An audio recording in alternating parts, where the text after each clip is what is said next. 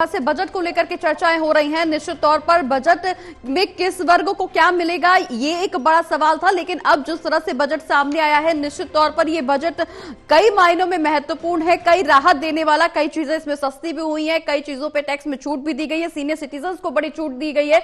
लेकिन सबसे बड़ी राहत की खबर जो है वो यही है कि मिडिल क्लास को इसमें बड़ी छूट दी गई है। क्योंकि मिडिल क्लास का जिक्र इसलिए भी बार बार किया जा रहा है क्योंकि मिडिल क्लास को बड़ी उम्मीदें रहती हैं। ये एक ऐसा वर्ग जो अपनी इनकम को लेकर के बेहद चिंतित रहता है, इनकम के साथ साथ निवेश को लेकर के भी चिंतित रहता है कि कहां अपना पैसा लगाया जाए जिससे मुनाफा ज्यादा हो। इसके अलावा टैक्स में कितना प्रतिशत उनका पैसा इन्वेस्ट होगा, टैक्स में कितना प्रतिशत पैसा उनका खर्चा होगा, इसको लेकर के भी तमाम तशवीश की स्थितियां रहती हैं। तो तमाम ऐसी चीजें जिसको लेकर के मिडिल क्लास के तमाम लोग उधेड़-बुन में लगे रहते हैं। इसीलिए शायद इस बात की बानगी देखने को मिल रही है कि मिडिल क्लास को यह बड़ी राहत देते हुए वित्त मंत्री निर्मला सीतारमण ने यह बड़ा ऐलान किया है। 12 लाख तक की इनकम वाले लोगों को कोई भी टैक्स नहीं देना होगा और इसी बात की उम्मीद भी जताई जा रही थी, मांग भी इसी बात की जा रही थी कि मिडिल क्लास को कहीं ना कहीं टैक्स पे राहत दी जाए। हालांकि पिछली बार का अगर हम जिक्र करें तो पिछली बार बजट में टैक्स स्लैब में कोई बदलाव नहीं हुआ था, जो एक बड़ी मायूसी का विषय बना हुआ था मिडिल क्लास के लोगों में। लेकिन इस बार मिडिल क्लास के चेहरे बिल्कुल खिले हुए नजर आ रहे हैं। 3 मेहमान हमारे साथ जुड़े हुए हैं, मनीष अग्रवाल जो कि सीए हैं, इसके अलावा सुभाष अग्रवाल जो कि मार्केट एक्सपर्ट हैं, इसके अलावा ललन प्रसाद केसरी जी हमारे साथ जुड़े हुए हैं जो कि अर्थशास्त्री हैं। बहुत बहुत स्वागत है आप तीनों लोगों का हमारे साथ चर्चा में शामिल होने के लिए। सबसे पहला सवाल ललन जी आपसे, मिडिल क्लास को बड़ी राहत, हालांकि जिस तरह से उम्मीदें जताई जा रही थी अभी तक सबकी निगाहें इसी बात पर टिकी हुई थी कि मिडिल क्लास को क्या राहत मिलने वाली है। 12 लाख तक की इनकम पर टैक्स नहीं देना होगा, लेकिन अब इसमें एक पशुपेश की स्थिति यह भी आ गई है कि अब जो नया टैक्स बिल लेकर आया जाएगा उसमें क्या कुछ असमंजस की स्थिति होगी, उसमें क्या कुछ नए प्रावधान होंगे। हाँ देखिए, ये तो बहुत अच्छी बात है जी, और मिडिल क्लास जो एक्सपेक्ट कर रहा था उससे ऊपर उसको बिल्कुल बिल्कुल आमतौर से अभी तक जो चर्चा थी उसमें ये था कि 10 लाख तक इनकम एग्जम्प्ट होगी, बिल्कुल सरकार ने 12 लाख तक कर दिया और ये कि बहुत बड़ी देन है मिडिल क्लास के लिए। और मिडिल क्लास देखिए भारत की अर्थव्यवस्था में उसका बहुत बड़ा योगदान है, क्योंकि मिडिल क्लास जो सेविंग करती है वही इन्वेस्टमेंट में जाता है और उसी से डिमांड होती है प्रोडक्ट्स की, और जब प्रोडक्ट्स की डिमांड बढ़ती है तो उससे प्रोडक्शन बढ़ता है और एम्प्लॉयमेंट बढ़ता है जी। तो मिडिल क्लास देने से पूरी इकोनॉमी को बूस्ट होगा और भारत का मिडिल। ठीक है ललन जी, आपके पास भी आएंगे। सुभाष जी भी हमारे साथ बने हुए हैं, सुभाष अग्रवाल जी जो कि मार्केट एक्सपर्ट हैं। सुभाष जी आपसे भी जानना चाहेंगे, जो टैक्स पेयर्स को ये बड़ी राहत दी गई है, 12 लाख तक की इनकम पर कोई टैक्स नहीं देना होगा, इससे मार्केट पर क्या असर पड़ेगा।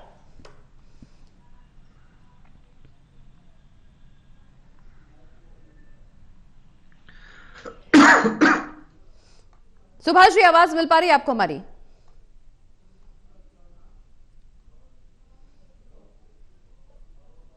ठीक है, एक बार फिर से रुक करेंगे, मेहमानों से जुड़ने की कोशिश करेंगे, लेकिन इस बीच अपने दर्शकों को ये बड़ी राहत की खबर बता दें कि टैक्स पेयर्स के लिए राहत भरे ऐलान संभव माने जा रहे थे और निश्चित तौर पर ये राहत भरे ऐलान भी हैं। हालांकि इस दौरान बजट में कई चीजों पर छूट दी गई। बता दें कि 12 से 15 लाख तक की आय पर 15% टैक्स देना होगा, सिर्फ 15%। इसके अलावा 15 से 20 लाख तक की आय वाले लोगों को 20% टैक्स चुकाना होगा। वहीं दूसरी ओर अगर हम 20 से 25 लाख तक की आय का जिक्र करें तो इस दौरान लोगों को 25% टैक्स चुकाना होगा। इसके अलावा बजट में मिडिल क्लास के लिए जो बड़ी खबर है वो ये है कि 12 लाख तक की इनकम जिन लोगों की होगी उनको कोई टैक्स नहीं देना होगा। इसके अलावा भी तमाम ऐसी चीजें यहां पर अनाउंस की गई, तमाम ऐसी बातों की यहां पे घोषणा की गई, तमाम ऐसे चीजों का जिक्र किया गया जिससे निश्चित रूप से न सिर्फ मिडिल क्लास के लिए बल्कि हर वर्ग के लिए राहत की खबर है ये। अगर हम सीनियर सिटीजन का जिक्र करें, इससे पहले भी हम अपने चर्चा के दौरान जिक्र कर रहे थे कि सीनियर सिटीजन्स को पेंशन स्कीम में बड़ा लाभ मिलने चाहिए, पेंशन स्कीम, सरकारी स्कीम्स का लाभ यहां पर मिलना चाहिए लोगों को। लेकिन जिस तरह से मिडिल क्लास के साथ साथ बुजुर्ग वर्ग को भी, सीनियर सिटीजन को भी साधने की कोशिश की गई है, उससे भी टैक्स में तो छूट दी ही गई है, इसके अलावा स्कीम्स में भी तमाम ऐलान किए गए हैं। मनीष अग्रवाल सीए हमारे साथ जुड़े हुए। मनीष जी, 12 लाख तक की इनकम पर कोई टैक्स नहीं देना, टैक्स पेयर्स के लिए राहत भरे ऐलान की संभावना जताई जा रही थी और आखिरकार ये संभावना सच भी हो गई, उम्मीदों पर खरा उतरा है एटलीस्ट मिडिल क्लास वाले लोगों के लिए ये बजट। बिल्कुल आप सही कह रहे हैं। मेरी 25 साल के अनुभव के अंदर जी ये पहला ऐसा मौका है जब सरकार ने इतना बड़ा एक पूरा जो एक टेबल थी पूरी वो चेंज कर दी है। बिल्कुल। टेबल जो अभी आप स्क्रीन पे आ रही है वो प्रॉपर नहीं है, उसे आप ठीक कराइए, मैं आपको बताता हूँ। जी आप देखिए 0 से 4 लाख तक कोई नहीं है, टैक्स जी 0 है। जी 4 से 8 तक 5% है, 8 से 12 लाख तक 10% है, 12 से 16 लाख तक 15% है, जी 16 से 20 तक 20% है, 20 से 24 लाख तक 25% है, और 24 लाख से ऊपर 30% है। जी ये पूरा स्ट्रक्चर जो मेंटेन हुआ है, इसके अंदर कोई ऐसी स्लैब नहीं बची है जिसके अंदर किसी को बेनिफिट ना हो। जी हर एक सेक्शन ऑफ इंडिविजुअल्स उसको बेनिफिट होगा, कम कमाने वाले को, ज्यादा कमाने वाले को। जी आप इसमें देखें कि पहले 12 लाख रुपए तक की इनकम पे मतलब अभी समय जो लगेगा वो 60,000 रुपए टैक्स लगेगा, जी लेकिन उस टैक्स को सरकार ने 87A की रिबेट के बाद उसको भी 0 कर दिया है। जी 12 से 16 लाख, 16 लाख तक जो इनकम थी वो पहले उसके ऊपर 1,80,000 रुपए टैक्स लगता था, अब उनको 1,20,000 रुपए का टैक्स देना होगा। जी 20 लाख रुपए तक की इनकम वालों को पहले 3 लाख रुपए टैक्स लगता था, अब उन्हें 2 लाख रुपए का टैक्स देना होगा। जी और 24 लाख रुपए तक जो लोग हैं उनको पहले 4,20,000 रुपए टैक्स देना होता था, अब उन्हें 3 लाख देना होगा। ये जो 1,20,000 रुपए तक का जो एक सरकार ने बेनिफिट दिया है, और समझिए 60,000 रुपए तक का तो हर एक किसी को दिया है, जी वो पूरा का पूरा पैसा अब जो लोगों के हाथ में आएगा वो या तो वो फर्दर डायरेक्ट इन्वेस्टमेंट में जाएगा या जी लोग उन्हें खर्च करेंगे। यहां तक कि उसका बैंकों को भी बेनिफिट मिलेगा, क्योंकि ये जो टैक्स में जो बेनिफिट मिलेगा ये अल्टीमेटली हो सकता है कि कुछ हद तक जो रीपेमेंट है लोगों की वो इंक्रीज करेगा, और लोगों के जो लोन्स हैं उनको भी जल्दी रिफंड रीपेमेंट होगी। जी इकोनॉमी के लिए ये बहुत अच्छा एक साधन है, क्योंकि इसमें जो पैसा लोगों के पास बचता है, जो उनकी लोन लेने की पावर बढ़ती है इससे, जी उससे इकोनॉमी के ऊपर डायरेक्ट एक तरह का इम्पैक्ट आता है। और पिछले 10 सालों में जो एक मिनिमम एग्जम्पशन लिमिट नहीं बढ़ी थी उसके ऊपर भी एक अच्छा इम्पैक्ट है, क्योंकि वो 2.5 लाख रुपए थी पहले, वो अब 4 लाख रुपए हो गई है। तो वो भी एक अपने आप में उससे जो कुछ 2.5 से 4 लाख तक के जो लोग हैं अब उन्हें रिटर्न भरने की भी जरूरत नहीं है। 4 लाख रुपए की इनकम में आपको ITR भरने की कोई जरूरत नहीं रहेगी। जी ये एक बहुत रिमार्केबल इसके अंदर उन्होंने जो एक्शन लिया है वो ये है।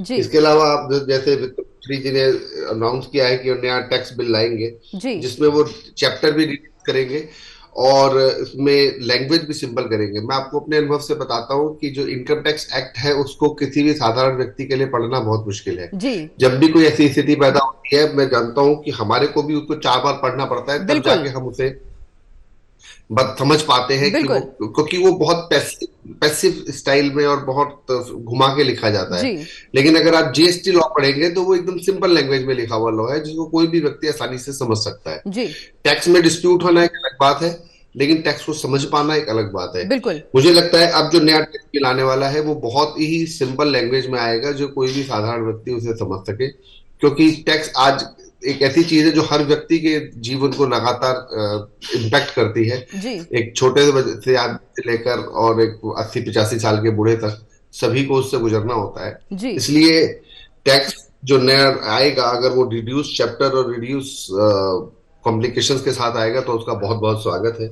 इसके साथ साथ आप देखिए कि 94A जी जो इंटरेस्ट में ब्याज TDS लगता था वो 50,000 रुपए तक सीनियर सिटीजन के लिए था, वो अब जी बढ़ा के 1 लाख रुपए कर दिया है। ये हमारे सीनियर सिटीजन के लिए बहुत ही एक अच्छी खबर है, क्योंकि बिल्कुल उन्हें रिटर्न, क्योंकि उस 5,000 या 10,000 रुपए को रिफंड लेने के लिए भी उनको भरनी पड़ती थी रिटर्न। जी तो ये वक्त के साथ ऐसे ऐसे लोगों की इनकम बढ़ रही है, लोगों के एग्जम्पशंस बढ़ रही हैं, उसके हिसाब से TDS की लिमिट बढ़ना भी एक अच्छी चीज है। जी उसी के साथ TDS रेंट के अंदर 2,40,000 रुपए तक अगर एक व्यक्ति को रेंट मिलता था एक व्यक्ति से, तो उसके ऊपर 10% का टैक्स लगता था, जिसको जी उन्होंने बढ़ा के 6 लाख रुपए कर दिया है। इसका मतलब 50,000 रुपए तक के रेंट के ऊपर अब टैक्स काटने की कोई आवश्यकता नहीं रहेगी। जी ये भी बहुत अच्छा कदम है, ये देखते हुए कि अब जब 12 लाख रुपए तक आपका टैक्स ही नहीं है तो फिर आप टैक्स को कलेक्ट करके और फिर बिल्कुल रिफंड करके उसका भी सरकार को कोई फायदा नहीं था, बिल्कुल इसलिए उन्होंने उसको एक एग्जम्पशन दिया है।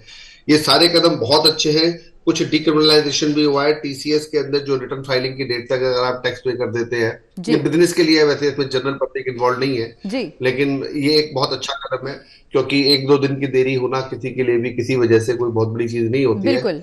उसके अंदर पहले कानून के हिसाब से ऐसा होता था कि अगर आपने एक दिन भी डिले कर दिया तो डिपार्टमेंट हैज द पावर कि जी वो उसके ऊपर आपको प्रोसिक्यूशन लॉन्च कर सकता था। जी ये काफी ड्रैकोनियन था और ये काफी अच्छा कदम है। पिछले साल टीडीएस के अंदर उसको डिक्रिमिनलाइज करा गया था, इस बार टीसीएस को भी डिक्रिमिनलाइज कर दिया गया है। ये भी एक बहुत ही अच्छा कदम है। जी बिल्कुल उसके मनीष अलावा जी। आप देख अच्छा, रहे हैं एक कि चीज और समझने की हाँ, कोशिश जो कि जनता के लिए भी शायद महत्वपूर्ण है कि जो टैक्स यहाँ पर घटाया जा रहा है, जो टैक्स को लेकर के रियायतें बढ़ती जा रही हैं, क्या लोन लेने वाले लोगों को भी इसमें कुछ राहत मिल सकती है? क्योंकि कई बार हमने ऐसे देखा है कि हाँ लोन जी लेते हैं जो लोग, उनके ऊपर 12%, 15% या 18% लोग उसका ब्याज चुकाते हैं और उसके बाद अपना पैसा रिपे कर पाते हैं। और उसमें भी अगर कभी 1 या 2 दिन का, जैसे कि आपने जिक्र किया कि अगर हम नहीं भर पाते लोन की ईएमआई तो उसके ऊपर भी हमें पेनल्टी पे करनी होती है। तो क्या इस पूरे मैनेजमेंट में, इस पूरे स्कीम्स में कहीं पे लोन लेने वाले लोगों को भी कुछ रियायत मिलेगी, कुछ उनको भी राहत मिल सकती है?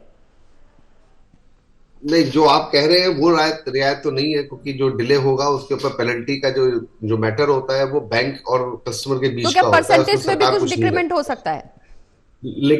लेकिन उनकी लोन लेने की कैपेसिटी के अंदर फर्क आ जाएगा, जी क्योंकि वो 1 लाख, जैसे अभी 24 लाख रुपए जो आदमी कमा रहा है, या मान लीजिए 2 लाख रुपए जो आदमी कमा रहा है, अगर जी उसको 1,20,000 रुपए बचते हैं जी तो वो 1,20,000 रुपए या तो वो लोन बढ़ा लेगा, जी या जो लोन उसका चल रहा है अगर वो 1,20,000 रुपए उसके अंदर रीपेमेंट करेगा तो वो कितनी जल्दी उस लोन के चक्र से बाहर आ जाएगा, ये उसके ऊपर बड़ा इफेक्ट डालेगा।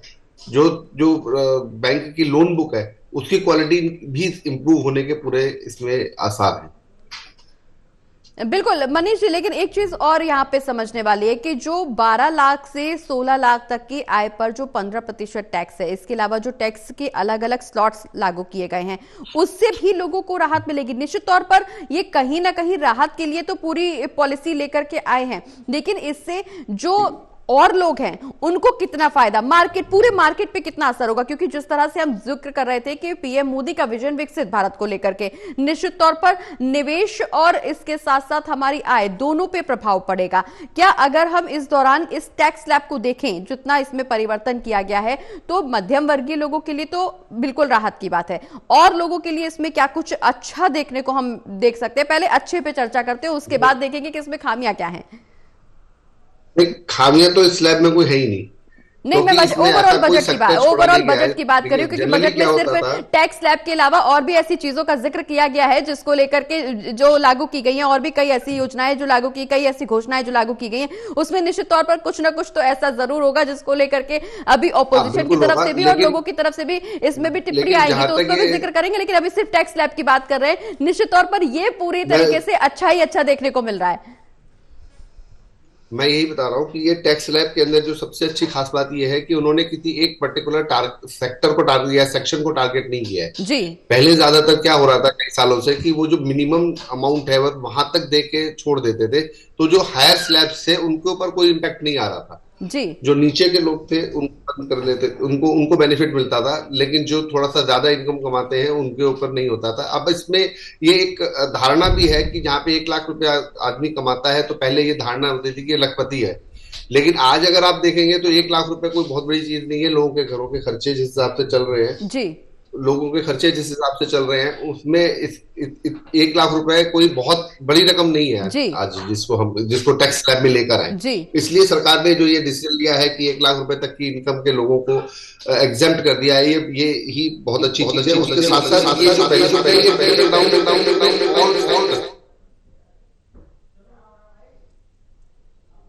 तो उसको भी 1,20,000 रुपए का टैक्स घट रहा है।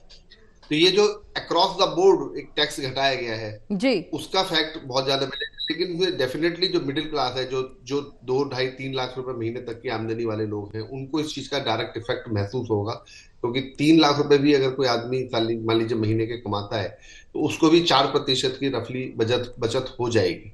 उसकी टोटल इनकम का 4% बच जाएगा।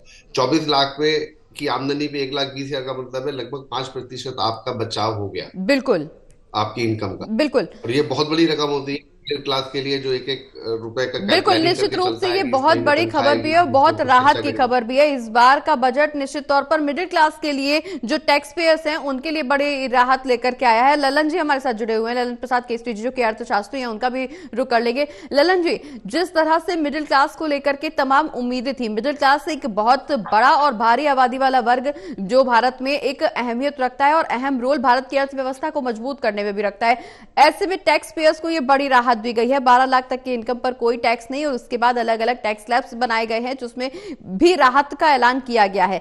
किस तरह से मार्केट पर असर पड़ेगा? ये कई तरह से असर डालेगा।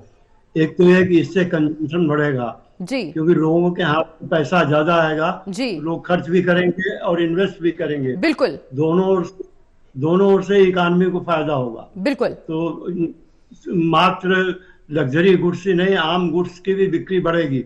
अभी देखिए, थोड़े दिनों से जो चर्चा चल रही थी कि जो एफएमएस वाले ये जो ग्रॉसरी प्रोडक्ट्स हैं और इनके जो बड़ी बड़ी कंपनियां हैं, तो इनका बजट भी घाटे में जा रहा था, इनकी इनकम भी कम होती जा रही थी क्योंकि उपभोक्ता पदार्थों की कीमतों में बड़ी बढ़त थी और इनकम लोगों का कम था। तो उपभोक्ता जो जरूरी चीजें उस पर खर्च करने लग गए थे क्योंकि फूड प्रोडक्ट्स महंगे हो गए, वेजिटेबल्स महंगे हुए, दूध महंगा हो गया और ये महंगाई की वजह से ये जो डाइवर्जन हो रहा था इनकम का, उससे सेविंग्स में कमी हो रही थी और इन्वेस्टमेंट में भी कमी हो रही थी। तो अब वो कंपेंसेट होगी क्योंकि इनकम का दायरा बढ़ गया।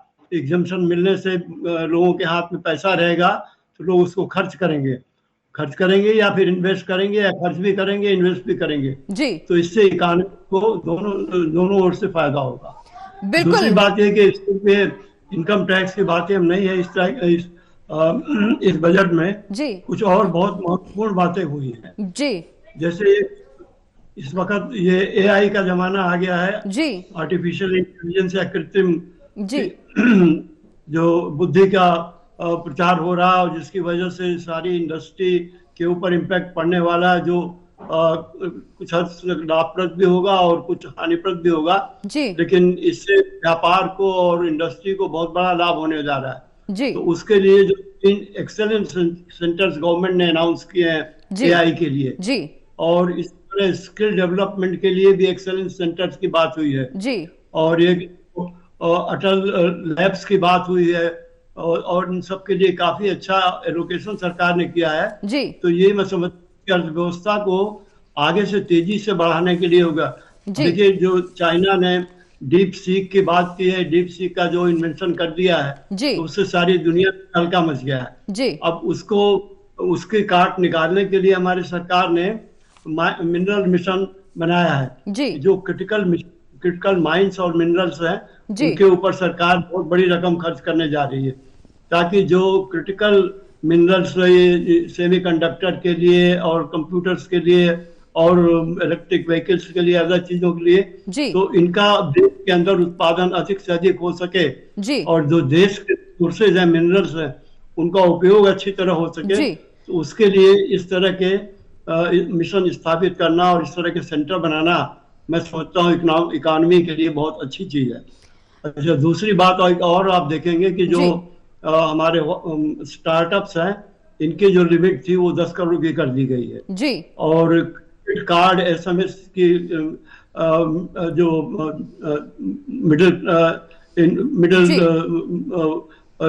इन्वेस्टर्स हैं या जो व्यापारी हैं, उनके लिए क्रेडिट कार्ड की लिमिट भी 5 से 10 लाख तक बढ़ा दी गई है जी। बिल्कुल बिल्कुल ललन जी, हालांकि यहाँ पर ना सिर्फ इनकम टैक्स वाले लोगों को, टैक्स पेयर्स को राहत दी गई, बल्कि इसके अलावा भी और बहुत सारे सेक्टर्स है, चाहे हम एमएसएमई का जिक्र करें, चाहे हाउसिंग का जिक्र करें, चाहे हेल्थ केयर का जिक्र करें, चाहे किसानों के लिए क्रेडिट कार्ड का राशि बढ़ाने का जिक्र करें, तमाम ऐसे सेक्टर्स जिसमें लोगों को लाभान्वित करने का प्रयास किया गया। निश्चित तौर पर जिस तरह से भारत की इकोनॉमी को बढ़ने का और जीडीपी बढ़ने की बात की जा रही है, इकोनॉमिक ग्रोथ बढ़ने का दावा किया जा रहा है, विकसित भारत की दिशा में देश को आगे बढ़ाने की बात की जा रही है, उस परिप्रेक्ष्य में यह बजट बहुत महत्वपूर्ण है। चर्चा लगातार जारी रहेगी, इस चर्चा को आगे बढ़ाएंगे और भी हमारे साथ मेहमान जुड़ रहे हैं, उनसे भी चर्चा करेंगे, उनसे भी उनकी राय लेंगे कि मार्केट पर कितना असर पड़ेगा और भारत की इकोनॉमी पर इसका कितना पॉजिटिव रिस्पांस देखने को मिलेगा, मध्यम वर्गीय को हर क्षेत्र में कितना लाभ मिलेगा।